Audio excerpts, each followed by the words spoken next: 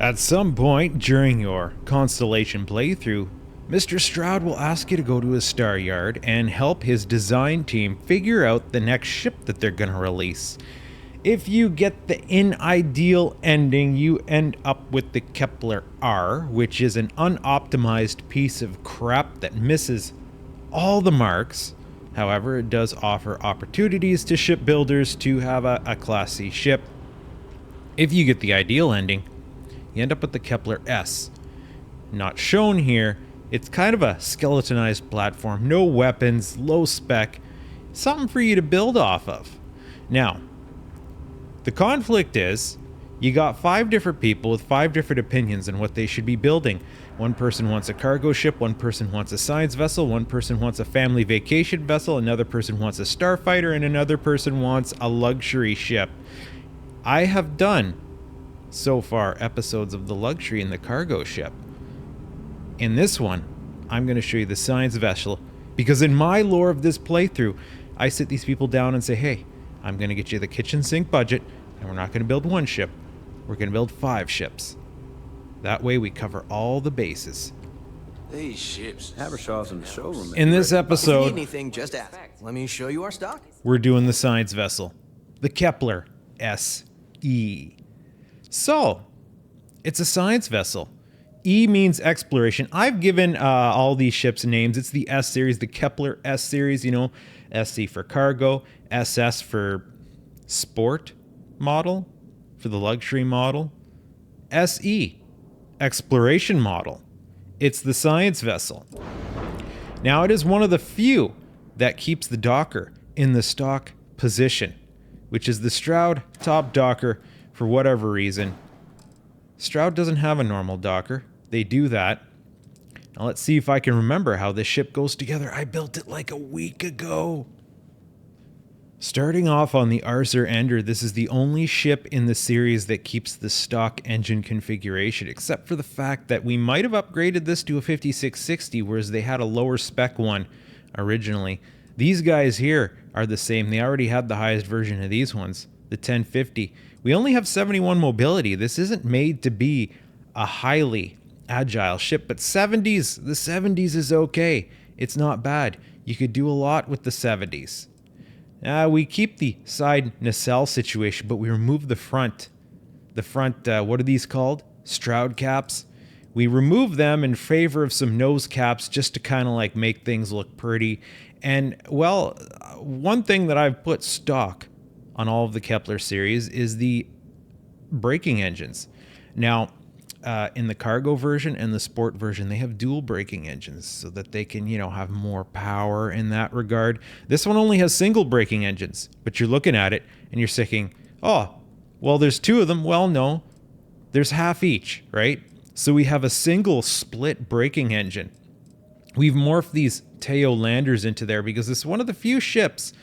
Like most of the other ships, I managed to keep them mostly all Stroud. This one borrows some parts from Teo. So we use these Teo landers because, well, they kind of are nice looking and they fit the aesthetic. I actually, in one version of this ship, we needed more weight capacity. So I ended up doubling this up and I morphed these landers into the braking engine. We don't really need these while being able to hit. Oh, no, I guess we do. Never mind. But they morphed in there nicely. I got them to fit. And of course, Teo is the only company that makes us forward sensors. It's a science vessel. I'm guessing we need forward sensors, and we put them ever so forward as to keep them, kind of forward of the cockpit. They have an unobstructed view of space, so they could do all the accurate sensing. I don't seem to have added extra thrusters. We have windows here, inspection ports for the science team to look out into the stars so they can see what's going on the side. We have a typical arrangement where we have a 2x2 hab, but we have a 3x1 here, companionway. That's the internals. I should save that for there. Now, for weapon complements, this vessel, even though it's not intended to be a combat ship, does have a full weapon complement. So the idea is we're not out there for combat, but we're going to need some defensive strategies, which I just realized I have these set wrong. I could flip these forward. I could flip these sideways. We have, of shield breaker fame, these in particular laser cannons, which I'm going to flip around properly right now. That's for defense, you know, when it's not intended to be a combat ship. Turrets are a good deal because they'll give you some really decent defense. And if they're laser turrets, they might not do actual damage to the enemy ship as much as, you know, whittle away at their shields enough to freak them out and maybe make them not want to proceed. However, we're going to assume that this science vessel might be hiring a professional pilot. It's a Class B ship, and this pilot might have some combat training. So just in case things get rough, we do have a pair of PBO-175 auto Hellion beams, particle cannons, shooting out the front. So if, like, whatever pirate's screwing around and, you know, doesn't... The lasers aren't deterring them and we have to take it to the next level, we do have defensive capabilities. After all, it's an exploration vessel. It's probably going to be going out there, right? It's probably going to be going out there. Which is one reason why we make sure that it has 30 jump range and a lot of fuel. We kept the stock Kepler quad fuel tanks. Also common to the Kepler series, what I've been doing is I've been hiding the reactor and the grav drive. Oh, but not hiding it there, eh? No, that's the Docker port. Silly. There's the grav drive. What do we have for the grav drive? A 33, a deep core Aurora 13G. 33 with, I guess, whatever buffs I have was enough to have this thing have 30 light years jump range. And the reactor, well, it's that classic Class B reactor. 35. It's a science vessel. It's going to need some juice. So we give it that decent reactor.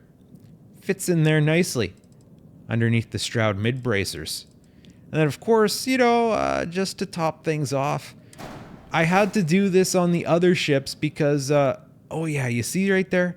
You see that little flashing blinking? That's a clipping glitch. When we merge and hide components like that, we get a little bit of a clipping glitch. So these radiators hide that clipping glitch. I said they hide that clipping glitch just nicely. So 1, 2, 3, 4, those are one lander thrust. That was good enough. And the typical Stroud lander thrust, 2 each is good enough for there. Did that go together with no glitching? Well, it doesn't matter. We kept our rear lander, or our rear landing bay, which is common in the Kepler series. There's only one ship that has a front landing bay, and that's the sport model for the rich people because they're not interested in emanating out the arse end of their ship. We have a modest-sized shield generator, just to keep something different. 975. You know, hopefully we aren't actually in combat. Hopefully we're jumping out of there before things become a problem. What else to state about the externals? Not much until we actually pull it together or put it together, except for one little thing, one little fun hack that I like doing. And doing this is tricky. I'm not sure if we were able to do this without going to Teo so that we could dupe glitch this particular part into place. This ship, we can't entirely build it just at the Stroud yard. I got myself a couple EMPs. You know, it's a research vessel. EMPs might come in handy. You think? And I hid them inside the sensor dish, which is kind of appropriate. The sensor dish could backfeed an EMP. So let's go take a look inside. So as is the original intent of the Kepler series, we start our party off in a storeroom or a companionway or whatever it's called, because that's where our docker is at the top, and we come down. Now, a science vessel, we're going to assume that it doesn't need to move a lot of cargo through there, so it's not a big deal that it's kind of offset. And some of the other ships I liked compartmentalizing or You know, make it so that the docker and the lander are right next to each other. Cargo comes into the same place. Not a big deal here. We're going to assume that they go to cities and outposts to do most of their cargo loading. You got these people here conveniently babbling while I'm trying to shoot a video. So from here, we can head to the rear. Or no, this is not the rear. This is the front. Well, sure. You know what? Let's start at the front. We go all the way through to the cockpit. And the great thing about the Stroud cockpit is it has 4 crew positions. It's like a control station built into the cockpit. And then we go to what's not so much the captain's quarters as the bridge crew quarters. So my spec for this particular ship was 6 crew. I managed to get it 6 crew. The idea is you're going to have 2 pilots or, you know, kind of military-ish personnel and 4 scientists. The scientists have their own area, and then you got 2 guys that can be, you know, security. If you're out in an outpost surveying, they could be the hired guns, and then they're also the pilots, and then maybe one guy's flying the ship while the other guy's having a rest, hot bunking. So this is kind of like the flight crew office bunk area, flight crew washroom. Even though, you know, it's not like the scientists aren't allowed to come here. There's some side inspection ports the scientists can look out to see what they're dealing with. Wanted a little bit more visibility for a science vessel. We go this way into a storeroom companionway towards the back. Here is a 2x2 battle stations, which, you know, is not necessarily appropriate for a science vessel, like on paper when you call it a battle station. But the fact of the matter is we have a lot of computer consoles. We got a big topographic map thing here. This looks like a sciencey area for the scientists working here to be able to look through all their data and run their sensors and do their sciencey stuff.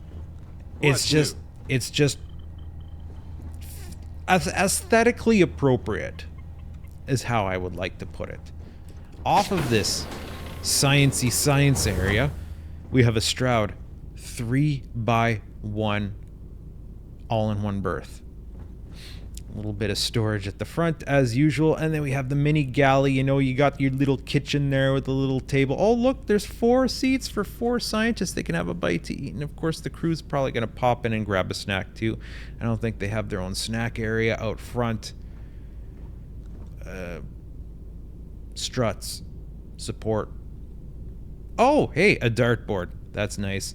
Of course we have 4 beds, 4 scientists, 4 beds, and their washroom, and a rear inspection port so we can look outside. Nothing else to report on the rear. We do have another looky-loo port. So we managed to optimize the layout of this ship just nice enough that I didn't have like a dual ladder. I like to stagger the ladders if I can so that you only have one drop. So you can just like boop, you know, and of course if you have a little bit of boost pack, one little boost from a balance pack gets you up to the next level. Ladders, they're not that big of a deal when you have a boost pack. But this drops down into a storeroom area, which allows us to access the 2nd level. Which to the rear, we have another storeroom companionway area, which is our entry point. That's going to be our rear lander bay right there. We come in, there's just another, whatever, storeroom. This is kind of simulating our cargo, right? Just, you know, this is how these scientists are going to have their cargo. They're going to have to bring in all their machinery and stuff. Now, of course, what science vessel is not complete without a science lab? We need a science lab on a science vessel. A duh. Which gets funny because certain things become redundant. Of course, you have your pharmaceutical station, your research station, you have your like tables kind of do experiments. What is this? Chlorophyll solution. And then I also figure appropriate for a science vessel is an infirmary. They're exploring strange planets. Maybe someone gets injured. Maybe they have to freaking stick them here, and this is just where they're going to try to get that chest burster out of there or something. Now, yeah, we duplicate our pharmaceutical lab and our research station, but whatever. Not a big deal. It's just, this is the science vessel. We want to make it as sciencey as possible. Should be good.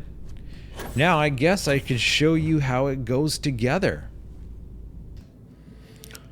So I've gone and transported myself to Volley Alpha. I am talking to the ship services technician out on the dock, which is interesting because as far as I know, a lot of people have a problem with him being missing.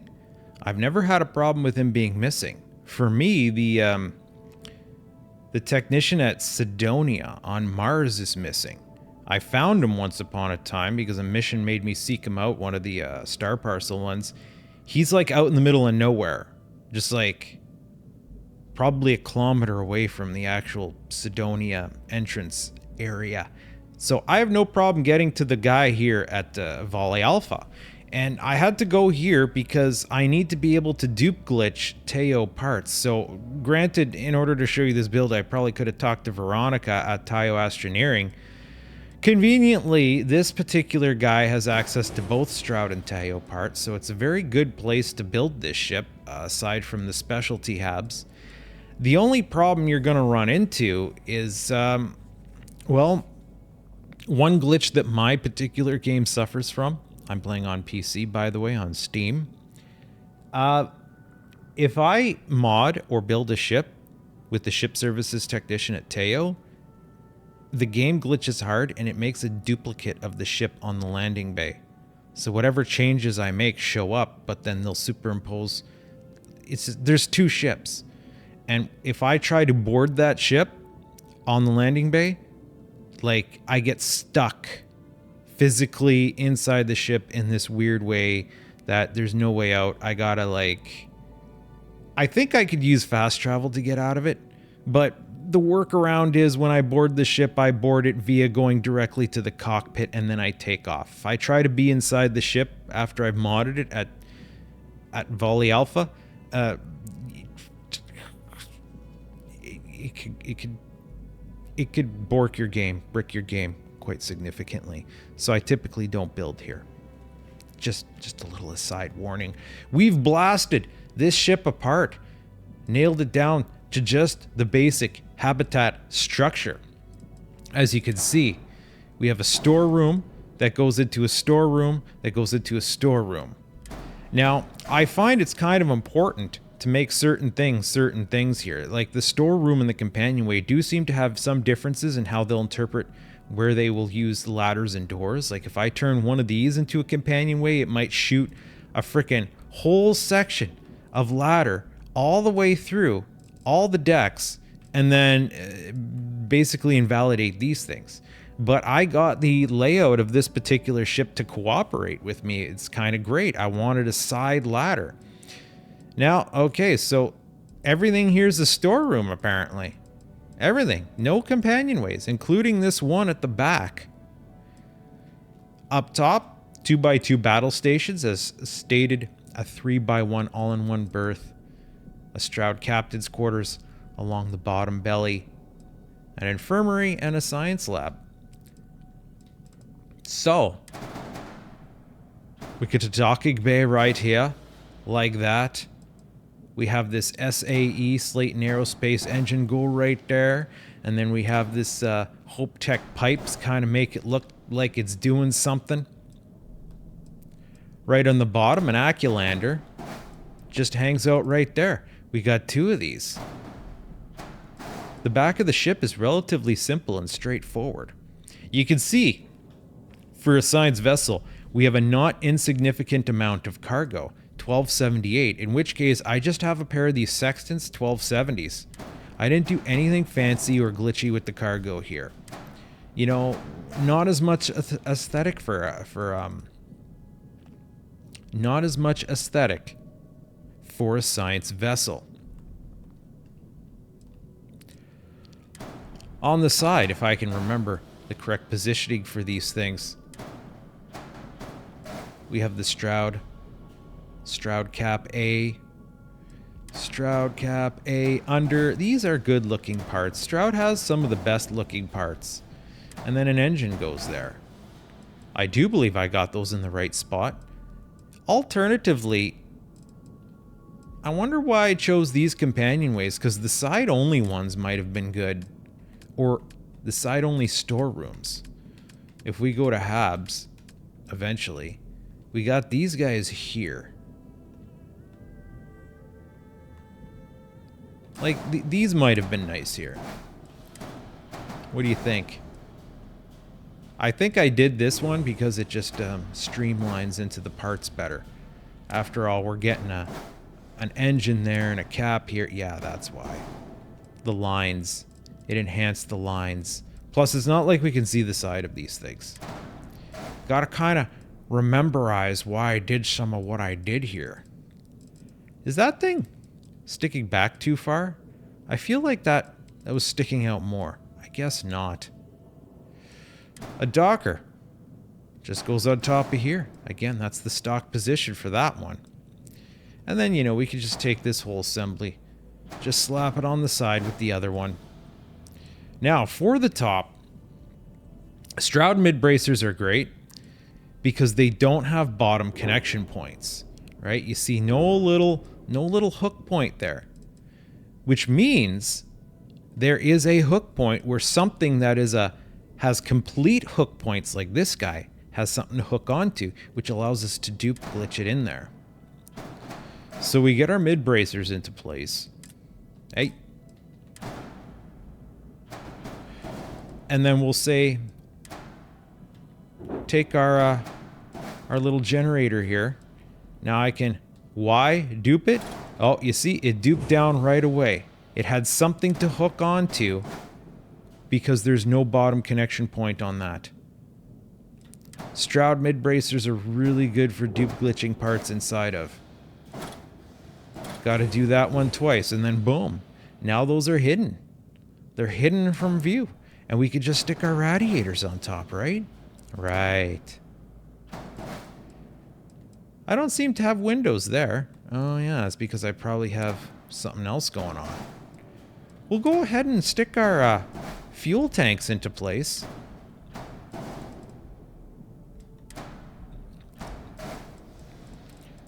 And then we have our weapons clusters here. We have a Nova wing that comes stock, so we don't have to worry about going anywhere special to get it. We have our friggin' our laser turret and our particle cannon. Boom. 2 of those. Either side. We have a shield generator. Hide it right there. We grab this Stroud cap. Flip glitch. Boom. There it is. We have our bridge. Nothing special. I have a Teo equipment plate here. Probably from a different revision. Or, wait, no. Yeah, it's because we put a turret right there. There's been times I've put those equipment plates just randomly just to like kind of make a spot look good. But this particular bridge has under connection points. That's one of the reasons why this bridge won't let you put it anywhere. Because it doesn't, you know, those kind of block you from putting a hab there.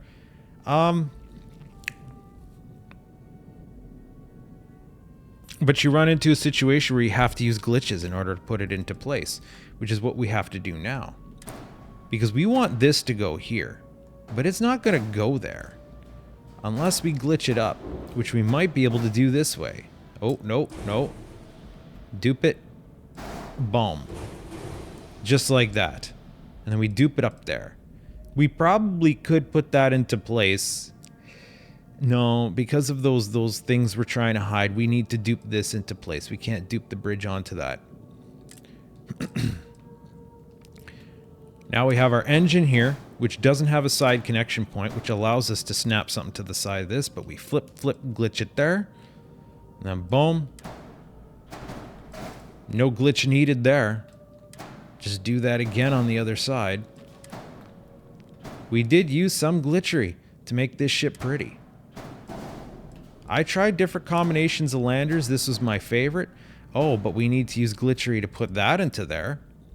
You know, these sensor arrays, they have a wide berth to them. So it's like this just trims things off, and it melds into these landers rather well. Like, there's a bit of jagged edge at bottom, but you know, nothing to write home about. Hey, we should have put... Oh, okay. So we have to put that on first. Then the lander. Flip, flip, glitch. Is that all the parts? That's all the parts, bud. This Vettel is done and ready to fly. I guess even though it is but a mild science vessel, we can maybe take it into some enemy territory and see how it performs. I don't think it's going to delete as profusely as other vehicles, but let's find out. Now here's an example of the glitch that I'm telling you about. The ship, it looks like there's only one ship there, but there's definitely two ships there. They're like exactly in the same spot unless you do profound change. We have to be very careful to use the right function here. Go directly to the cockpit, and then if I go take off, well, you're gonna see. Oh, I see the glitches on top. Yeah, there it is. Duplicates.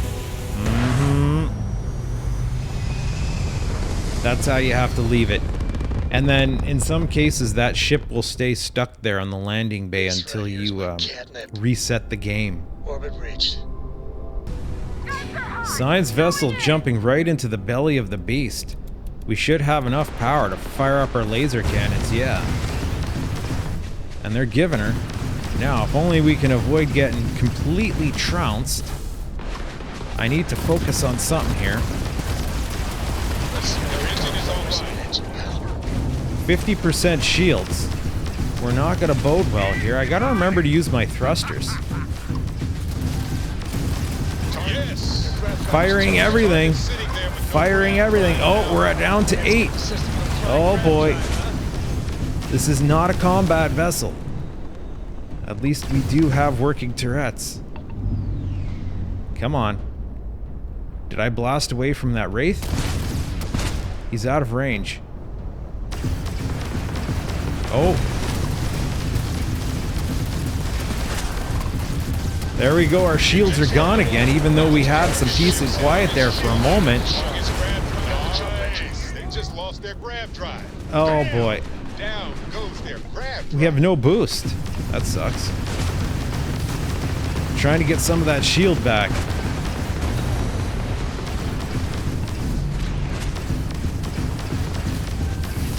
Frickin' hell. Oh, there goes our hull. There goes our hull. There goes our hull. Oh, come on. Would you aim at the ship? Okay, that one's mostly disabled now. Let's go back to something else here.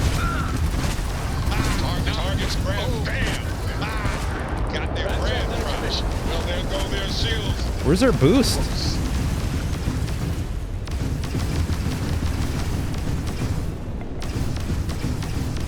Okay, we're getting some shield back. I can tell you right now, we've burned through a lot of ship parts. Oh, we got back to 73 shields before it frickin' crapped out on us. Target's grabbed, target's jump drive is down. Oh, one of those guys. Done.